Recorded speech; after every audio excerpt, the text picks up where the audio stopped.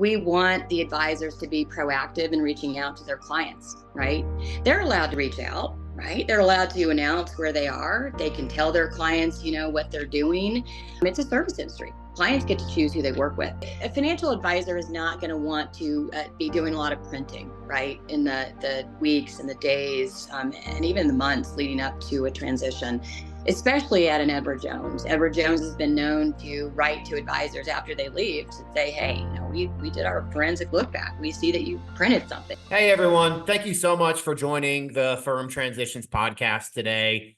After helping over 100 Edward Jones advisors transition over my career, I have a pretty good grasp of what their main hesitations are when considering a move. There's hesitations such as, will my clients come with me? Or how will I do building my business without the brand of Edward Jones? Those definitely top the list. But almost every advisor I have a conversation with has a pretty serious concerns about the actual legal risks and repercussions of making a transition. So Kim Cronin volunteered to come on the podcast. She has helped many Edward Jones financial advisors make a successful transition to another firm. She's a financial services attorney and a partner at Messner Reeves. And Kim, I really appreciate you coming on today. Absolutely. Thanks for having me, Corey. It's my pleasure. Yeah, absolutely. If you don't mind just telling the audience a little bit about your background, how long you've been helping financial advisors, I think that would be really beneficial. Yeah, absolutely. So I graduated law school in 1997. My background is in litigation, employment law, corporate law. I've been working with financial advisors in the securities industry, transitioning them for 20 years. So what does that mean? How do you help a financial advisor through the process? Like when they come to you and say, "Hey, I'm considering making a transition," like how are you helping them through that process? Right. So I am reviewing their contracts. I'm helping them, understand the do's, the don'ts. Right. We're talking through strategies. We're putting together strategies. We spend quite a bit of time together, making sure that they feel comfortable, confident, and in control of their move. And of course, every advisor has a different set of circumstances. So we are doing that on an individual basis. Even with a firm that I'm very familiar with, it's going to be a different set of circumstances for, each of the advisors I'm working with. So we just dig in and get going. Yeah, absolutely. I mean, even sometimes inside of one firm, a couple years apart where a financial advisor started, those rep agreements can be, completely different. So it always makes sense Yeah. to talk with an attorney for sure. Yes, absolutely. How many financial advisors do you think you've helped transition over the years? Just an estimate. Wow. Yeah. Okay. So I haven't done a calculation on that, Corey, but I'm going to say, in recent years, somewhere between 500 and 600 advisors a year, whether they're individuals or part of a team. And going back 20 years, maybe in the beginning it was 100, 200, and then kind of ramped up. But, over the last, I'd say at least 10 years, it's been about 500 to 600 a year. Wow. And just estimated, how many of those do you think are from Edward Jones? Conservatively, I'm going to say about 700, and that's a conservative estimate, but that's, yeah, right around there. That definitely has to be some of the most in the industry for sure. I think so. A lot of lawyers will do a lot of different things, and I was lucky to do a lot of different things for a long time. But ever since about 2008, it's been exclusive to advisors in the industry, and so all day long, that's what I'm doing. So out of those, out of that large amount, a lot of financial advisors, they always have the concern, if I make the move, what's going to happen to me? What happens if Edward Jones sues me? I mean, out of those, 600 plus that you've helped transition, how many realistically have wound up in some sort of legal battle? Very few. Realistically, not even. Well, I mean, maybe 7, 10. out of that 700. Edward Jones has a reputation of being very aggressive, and they can be. But, I see my goal as, reducing, litigation, right? Doing all that we can to put that strategy together so that they can move successfully without litigation, and do the things that they want to do, bring over their clients. And you mentioned earlier, the concerns about, hey, how much am I going to move, and that kind of thing. Edward Jones advisors are very, very successful. They've built their businesses in a way that a lot of other firm advisors have not. They tend to have deeper, relationships with clients. And so, they're following the guidance, and they're very, very successful. Absolutely. I'm sure everyone on the podcast would, love that number to be, 0 out of 600 to make themselves feel better. But like out of those, Right. out of those 6 or 7, were there any commonalities between those that, some of the listeners should be aware of, or like mistakes that maybe that they made? Yeah. So, I would say, dealing with the human aspect of the transition is really important. And the more successful you are in doing that, the more under the radar you're going to be, the more you're going to avoid litigation. And so I think failing to do that, right, is probably one of the areas of concern. And so that's kind of what I see, over and over. I always tell advisors, look, we've got the contract and it says what it says, but we've got the people, right? And so you just got to control the temperature, right? They're going to have a range, right, of emotions when you leave, because we're talking about, regional leaders, right? We're talking about people in the field.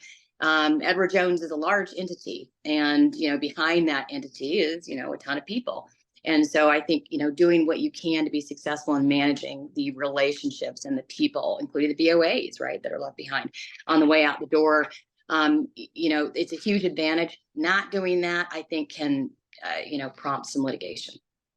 So I think a lot of financial advisors, when they transition, they are under the impression that, they resign from Edward Jones, they drive over to their new office, and, they're sitting in front of their office phone, and they're just waiting for clients to call. And that's all they can do. Can can you walk through that and tell me if that's true, or, what they actually can do to, just tell their clients what they're doing? Right. Yeah. So absolutely not. No, we do not want them to move over and sit in front of a phone and wait. We want the advisors to be proactive in reaching out to their clients. Right. They're allowed to reach out. Right. They're allowed to announce where they are. They can tell their clients, what they're doing. It's a service industry. Clients get to choose who they work with. They can't solicit, right? They can't ask for the business, but you don't have to do that. I mean, in a normal conversation, you're going to say, hey, right, this is Steve, or Ann, and here's what I'm up to. Here's where I'm at. And I want to let you know. So yes, they can be proactive, and they can reach out to their clients immediately once they've got the green light from their new broker dealers. Or, if they're going RIA, then, once they're all established and ready to go.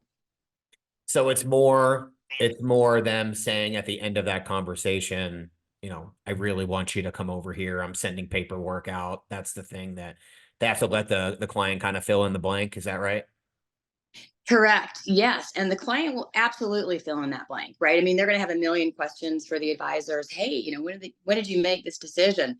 Where are you? Can we still work together? They're gonna have a lot of questions, and the advisors can answer whatever question the client asks. And, they can let the clients know, hey, this is a service industry. You do get to choose, right? And obviously, if the clients are choosing the advisors, well, then they still get to work together. And so that's huge, right? It's client choice, but they do want to avoid, asking the client, and, all of that. So, Yeah, for sure. And I never went through this with like an actual financial advisor, but my doctor of 10 plus years just left a really big box hospital system, and he went out with a bunch of other people and opened up his own independent practice. And when I got that letter in the mail, like, I had so much anxiety that I potentially couldn't be part of this person's practice anymore. Like it just gave me so much anxiety that I would have to go out there and meet somebody new and build like another 10 years of rapport. So like I was calling that person immediately and I was like, Yeah. please, like, can I be part of that practice? And if you're doing the right things for your clients, I mean, I see that happen so many times. Yeah, absolutely. I agree with you. That's exactly true. So when you talk with a financial advisor that, you know, has already kind of figured out where they're going and they're coming to you, you know, what are some of the best practices that you're telling them kind of through the coaching process to make sure that this goes as smoothly as possible? Yeah. So, I mean, first of all, I want them to, really sort of reach out to me, right, and talk to me. I never want anyone to think that any question is too small because it's not, right. There's a lot of things that they can do to protect themselves before they transition. There are things that they can do to make sure that they're 150% in front of their clients, and so yeah, I mean, when they reach out to me, I talk with them about what their circumstances are, what their fears are, right? What their goals are. And then we sort of mold our strategy around that.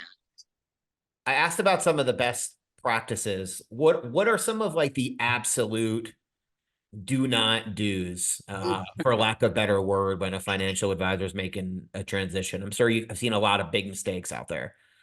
Right. Yeah. So you're a financial advisor is not going to want to be doing a lot of printing, right, in the weeks and the days, and even the months leading up to a transition, especially at an Edward Jones. Edward Jones has been known to write to advisors after they leave to say, "Hey, we did our forensic look back. We see that you printed something, and it's just kind of that back and forth that you would like to avoid." So I think number one, it's that. A lot of advisors, will want to talk to their clients in advance to say something, right?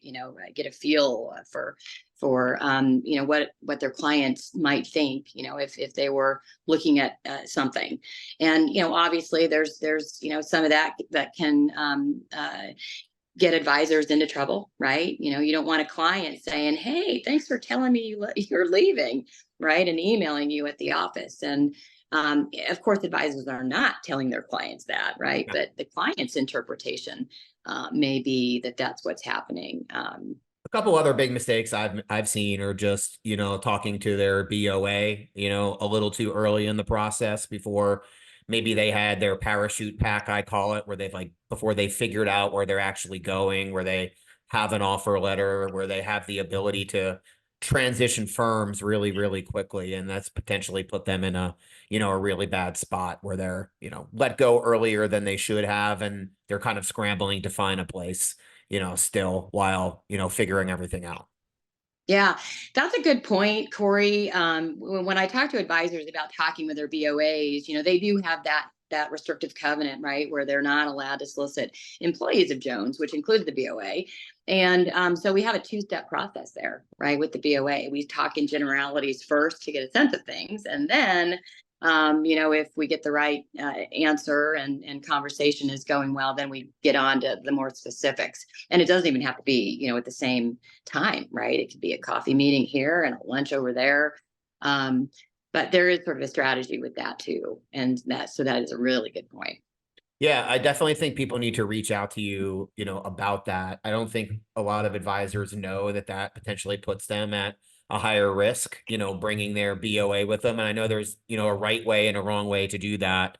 But every financial advisor that I speak to, if they have a great relationship with their BOA, they feel like that's absolutely crucial to them having a good transition. So, I agree. Absolutely. are there any we might have just mentioned one, what we were just talking about, but are there any scenarios where a financial advisor might have a harder time transitioning without legal repercussions than another that you know about? Good question. I think there are probably things that can cause legal repercussions, consistently. But what I see is a lot of individual stuff happening, right? In some cases it's the BOA, right, who sort of pulls the trigger. In other cases it's maybe an email that comes across. I think we talked about that human aspect, right, in transitioning. That's very, very important to deal with. So those are things that we counsel on and advise on, and those can be difference makers for sure. One thing that I've seen throughout the years, a lot of financial advisors just being very entrepreneurial will go out and they'll, purchase their own office space. And who better than one of the largest financial services institutions to, be the person that's leasing your office, right? That's a guaranteed payment every month. But one thing that I've noticed is that there's a lot of legal uh, limitations and covenants inside of that lease that basically force, an Edward Jones advisor that owns their business, that owns their office space, to wind up, if they move to another firm, basically like moving out of that office space to another place, and another financial advisor is moving into the office that they own and they paid with their own money, which is obviously a sticking point. Correct. Yeah. Yeah, I do see that quite a bit. And what we try to do there is capture sort of any benefit that we have to maybe a monthly lease with Jones if they're at that point. Some people are not there, and they aren't going to be moving back into the office. But again, dynamics are going to come into play, right? If it's a small town, they may not put anybody in there right away that's competitive. They may decide that they don't want the lease, and we'll always give Jones the option to, get out of the lease, right? Sometimes they take it, sometimes they don't. This is all super, super helpful. Kim, I mean, the reason I wanted to just bring you on the podcast today is just to help financial advisors understand, whether they're at Edward Jones or they're at UBS or they're at Morgan Stanley. Yes, some of these firms have some, limitations, but, 20 years ago, every single firm had a non-compete. There wasn't protocol. There wasn't, financial advisors have been transitioning successfully for years. And there's, great attorneys like you they can have a conversation with and just like really figure out what they can and cannot do, just besides, a lot of the misconceptions that have been fed over the years. With Edward Jones financial advisors that I'm working with and other employee advisors at a UBS or a Morgan Stanley, we're seeing, 70, 80, 90% of assets being retained, even in these restrictive environments. So I appreciate you providing a little insight today from someone that does it all day, every day. Yeah, well, thanks for having me. I mean, it's been absolutely great working with all of the advisors over all these years. I absolutely love what I do, right? I mean, it's a real pleasure and an honor for me to work with folks in transition. Well, you've been hugely helpful. We've worked on a few financial advisors together, and I've got nothing but great feedback. If an advisor ever wants to have a conversation with you, where could they reach out? So here at Messner Reeves, call me anytime, 303-623-1800. I'm happy to chat with anybody, 10, 20, 30 minutes, right? I mean, I want to get to know who they are. Awesome. I'll put your contact information at the bottom of my contact area as well. And if anybody has any questions about the broker dealer, the RIA space, my contact information is all over my YouTube channel and my podcast channel. I really appreciate the time. And Kim, I hope you have an awesome day. Absolutely. Thanks, Corey. You too.